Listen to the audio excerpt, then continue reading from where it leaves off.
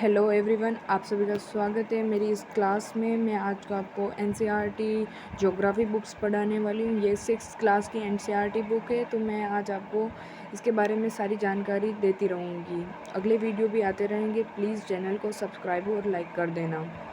तो चलिए शुरुआत करते हैं। फर्स्ट चैप्टर है हमारा और इसका नाम है सौर मंडल में पृथ्वी। सौर मंडल में पृथ्वी का क्या मतलब है?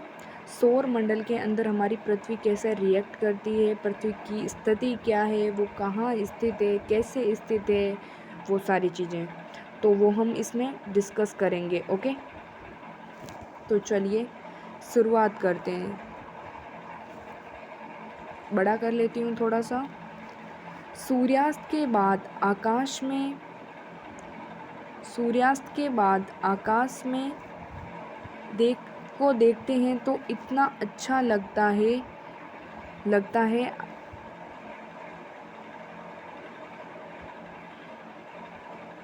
Sorry guys.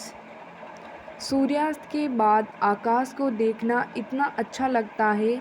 आसमान में पहले एक या दो चमकते बिंदु ही दिखते हैं, लेकिन बाद में इनकी संख्या बढ़ती जाती है। आप इनकी गणना नहीं कर सकते हैं। संपूर्ण आकाश छोटी छोटी चमकदार वस्तुओं से भर जाता है, जिसमें से कुछ चमकीली होती है और कुछ धुंधली। ऐसे प्रतीत होता है कि मानो आकाश में हीरे जड़े हों। इसमें से कुछ टिमटिमाते प्रतीत होते हैं, लेकिन अगर आप उनको ध्यान से देखोगे तो आप पाओगे कि उनमें से कुछ ही टिमटिमाहट अन्य से अलग है। ये बिना किसी टिमटिमाहट के चंद्रमा के समान चमकते हैं। तो गाइस, इस चैप्टर में बात हो रही है कि तारे रात को हम चमकते हुए सभी देखते हैं। मैं भी तारे चमकते हुए देखती हूँ, आप सब भी देखते होंगे रात को तारे चमकते हुए। तो हमें काफ़ी सारी डिफरेंट लाइट्स दिखाई देती है, जैसे कि कुछ तारों की रोशनी अलग होती है, कुछ थोड़े ज़्यादा चमकीले होते हैं, कुछ बड़े होते हैं, कुछ छोटे दिखते हैं। तो उसके बारे में हम आगे अभी चर्चा करने वाले हैं। तो चलिए पढ़ते हैं। इन चमकीली वस्तुओं के साथ आप लगभग प्रतिदिन चंद्रमा को भी देखते हैं। चंद्रमा को तो सभी देखते हैं। ये अलग अलग समय में अलग आकार और अलग स्थितियों में दिखाई पड़ता है। ये कह रहा है कि हम जब चंद्रमा को देखते हैं तो कभी वो घटता हुआ दिखाई देता है, कभी वो बढ़ता हुआ दिखाई देता। अमावस्या और पूर्णिमा, उसके बारे में बता रहा है। ये अलग अलग समय में अलग अलग आकार, अलग स्थितियों में दिखाई पड़ता है। आप पूर्ण चंद्रमा को लगभग महीने में एक बार देख सकते हैं। क्या आप वो सब बता सकते हो कौन से दिन हम देख सकते हैं? तो वो है पूर्णिमा। आप पूर्ण चांद को लगभग महीने में एक बार देख सकते हैं। यह पूर्ण चांद चंद्रमा वाली रात या पूर्णिमा कहा जाता है। 15 दिन बाद आप इसे नहीं देख सकते। ये नए चंद्रमा की रात्रि अमावस्या होती है। जब हमें बिल्कुल चंद्रमा नहीं दिखाई देता तो वो अमावस्या होती है, तब वो पूर्णिमा होती है। इनके 2 पक्ष होते हैं, 15-15 डेज़ के होते हैं। ऐसा रात में अगर आसमान साफ हो तो आप आसमान का अवलोकन अच्छी तरह से कर सकते हैं। क्या आपको इस बात पर आश्चर्य नहीं होता है कि हम दिन के समय चंद्रमा और उन सभी छोटी चमकीली वस्तुओं को क्यों नहीं देखते हैं? ऐसा इसलिए है क्योंकि सूर्य के अत्यधिक तेज प्रकाश के कारण रात के समय चमकने वाली वस्तुओं को हम दिन में नहीं देख सकते। सूर्य, चंद्रमा तथा वे सभी वस्तुएं जो रात के समय आसमान में चमकती है, खगोलीय पिंड कहलाती है। अब ये बात आ रही है, ये नोट कर लेना। खगोलीय पिंड किसे कहते हैं? सूर्य, चंद्रमा तथा वे सभी वस्तुएं जो रात में के आसमान में चमकती है, मतलब रात में वो आसमान में चमकती हैं, वो सारी खगोलीय पिंड कहलाती हैं। कुछ खगोलीय पिंड बड़े आकार वाले तथा गर्म होते हैं, जैसे सूर्य। ये गैसों से बने होते हैं, ये विभिन्न सारी गैसों से मिलकर बने होते हैं। इनके पास अपनी ऊष्मा और प्रकाश होता है जिससे वो बहुत बड़ी मात्रा में उत्सर्जित करते हैं। इन खगोलीय पिंडों को तारा कहते हैं। अब ये भी आपको टॉपिक आ सकता है कि तारा क्या है। तो देखिए, ये मतलब कुछ ऐसे पिंड होते हैं जो बड़े आकार के होते हैं, कुछ छोटे आकार के होते हैं, गैसों से बने हुए होते हैं, उनमें ऊष्मा और प्रकाश होता है। वे बड़ी मात्रा में अपने आप से ऊष्मा को उत्सर्जित करते हैं, बाहर निकालते हैं। इस खगोलीय पिंडों को हम तारा कहते हैं। सूर्य भी एक क्या है? तारा। क्या तुम सबको पता था सूर्य एक तारा है? तो आज देख लो, आज तुम सबको पता चल जाएगा कि सूर्य एक तारा है। यहाँ भी देखो कुछ आओ कुछ करके सीखें दिया हुआ है, तो चलो इसे भी हम पढ़ लेते हैं। आओ कुछ करके सीखें। आपको आवश्यकता होगी एक टॉर्च, एक सादा कागज, पेंसिल तथा एक सुई। कागज के मध्य में टॉर्च को इस प्रकार रखें कि उसका कांच कागज से सटा रहे। अब टॉर्च के कांच के चारों ओर एक वृत्त खींचें। कागज पर वृत्त के क्षेत्र में सुई से छोटे छोटे छेद करें।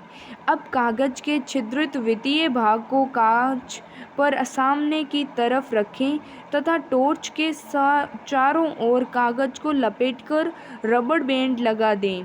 ध्यान रखें कि टॉर्च की स्विच कागज से बाहर रहे। अंधेरे कमरे में एक सादी दीवार की ओर मुंह करके इस टॉर्च को लेकर कुछ दूरी पर खड़े हो जाएं। दूसरी सभी बत्तियों को बुझा दें। अब टॉर्च की रोशनी को दीवार पर डालें। आप दीवार पर प्रकाश के अनेक छोटे बिंदुओं को देखेंगे, बिल्कुल वैसे ही जैसे रात के समय आसमान में तारे चमकते हैं। अब कमरे की सभी बत्तियों को जला दें। प्रकाश के सभी बिंदु लगभग अदृश्य हो जाएंगे। आप इसकी तुलना उस अवस्था से कर सकते हैं जब रात्रि में आसमान में चमकते सूर्य उदय के समय अदृश्य हो जाते हैं। ये मैं आपको प्रैक्टिकली करके बता देती हूँ। इसमें देखो, तुम्हें मैं बताती हूँ। देखो, एक तुम्हें कमरा लेना है। क्या लेना है? कमरा। यहाँ क्या है? अंधेरा। अंधेरा है, ओके। फिर तुम्हें एक छोटा सा कागज़ लेना है। कागज़ पर छोटे छोटे तुम्हें छेद कर देना है। यहाँ एक टॉर्च लेनी है तुम्हें। टॉर्च समझते हो ना? यहाँ तुम्हें रोशनी करनी है और इसे यहाँ सटका देना है। तो पीछे तुम्हें ऐसे कुछ मूवमेंट्स दिखेंगे जो कि तुम्हें बहुत सारे तारों के जैसे दिखेंगे। यही बता रहा है यहाँ कि ये सारे तुम जब अंधेरे में देखोगे तो ये सब तुम्हें दिखेंगे। अगर तुम रोशनी कर दोगे तो ये सारे मिट जाएंगे और तुम्हें कुछ भी नहीं दिखेगा। यही बात यहाँ बता रहा है। तो ठीक है, आगे चलें।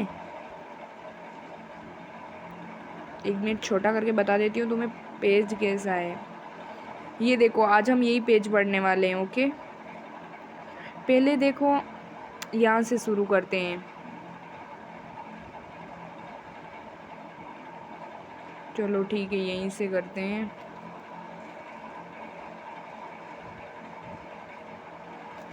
हाँ, अब ठीक ले। रात के समय चमकते हुए अनगिनत तारे सूर्य के समान ही हैं। ये बोल रहा है रात के समय चमकते हुए अनगिनत तारे सूर्य के समान ही हैं। हम सोचते हैं सूर्य एक है, लेकिन सूर्य के समान ही ये सभी तारे हैं। हमसे बहुत अधिक दूरी होने के कारण हम लोग उनकी ऊष्मा और प्रकाश को महसूस नहीं कर सकते, अत्यंत छोटे दिखाई पड़ते हैं। ये कह रहा है कि जो तारे होते हैं ना, वो बड़े तो होते हैं लेकिन दूरी की वजह से वो हमें, हमारे पास सूर्य नज़दीक है तो वो हमें बड़ा दिखाई देता है, ये बहुत दूर है तो ये हमें छोटे छोटे दिखाई देते हैं। आपने अवश्य ध्यान दिया होगा कि कुछ दूरी से देखने पर सभी वस्तुएं छोटी दिखाई पड़ती है। अत्यधिक ऊंचाई पर उड़ रहा हवाई जहाज़ कितना छोटा दिखाई देता है। रात्रि में आसमान की ओर देखते समय आप तारों के विभिन्न समूहों द्वारा बनाई गई विविध आकृतियों को देख सकते हैं। ये नक्षत्र मंडल कहलाते हैं। ये क्या कहलाते हैं? नक्षत्र मंडल। अब तुमसे पूछे कि नक्षत्र मंडल क्या है, तो देखो बता रहा है ये कि तारों के विभिन्न समूहों द्वारा बनाई गई विविध आकृतियों। जैसे ये तारा है, इसकी ये आकृति है, ये तारा है, ये तारा है, इनकी अलग अलग शेप है ना, इसी को हम नक्षत्र मंडल कहते हैं। अब ये याद रखना, अर्सा मेजर और बिग बियर इसी प्रकार का एक नक्षत्र मंडल है। ओके, बहुत आसानों से बहुत आसानी से पहचान में आने वाला नक्षत्र मंडल है। सप्तऋषि 7 ऋषियों का मंडल है। ये 7 तारों का समूह है जो कि नक्षत्र मंडल अर्शा मेजर का भाग है। आपने परिवार या पड़ोस में किसी बड़े व्यक्ति से कहिए कि वह आपको आसमान में और अधिक तारों और ग्रहों और नक्षत्रों को दिखाए। वैसे तो हम देखते हैं, लेकिन किसी बड़े के साथ देखने में हमें इंटरेस्ट आता है। तो चलिए आगे बढ़ते हैं। प्राचीन समय में लोग रात्रि के दिशा का निर्धारण तारों की सहायता से करते थे। आज तो हम देख लेते हैं कि कहाँ उत्तर है कहाँ दक्षिण है, लेकिन प्राचीन काल में तारों की मदद से कहा करते थे। तारा उत्तर दिशा का बताता है, उसे ध्रुव तारा भी कहते हैं। जो उत्तर दिशा बताता है उसे क्या कहते हैं हम? ध्रुव तारा। ये आसमान में हमेशा एक ही स्थान पर रहता है। हम सप्तऋषि की सहायता से ध्रुव तारे की स्थिति को जान सकते हैं। सप्तऋषि मंडल से हम ध्रुव तारे को जान सकते हैं।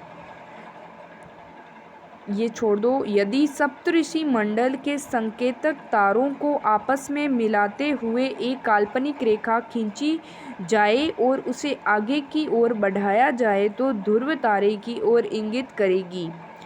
कुछ खगोलीय पिंडों को अपना प्रकाश और ऊष्मा नहीं होती है। कुछ खगोलीय पिंड होते हैं जिनके पास ऊष्मा और प्रकाश नहीं होता है। वे तारों के प्रकाश से प्रकाशित होते हैं। वे दूसरे तारों से प्रकाश ले लेते हैं, जैसे हम बैटरी को चार्ज करते हैं। ऐसे पिंड ग्रह कहलाते हैं। नोट कर लेना। ओके, ग्रह किसे कहते हैं? ग्रह, जिसे अंग्रेजी में प्लैनेट्स कहते हैं, ग्रीक भाषा में प्लैनेट शब्द से बना है, जिसका अर्थ होता है परिभ्रमक, अर्थात चारों ओर घूमने वाले। पृथ्वी, जिस पर हम रहते हैं, एक ग्रह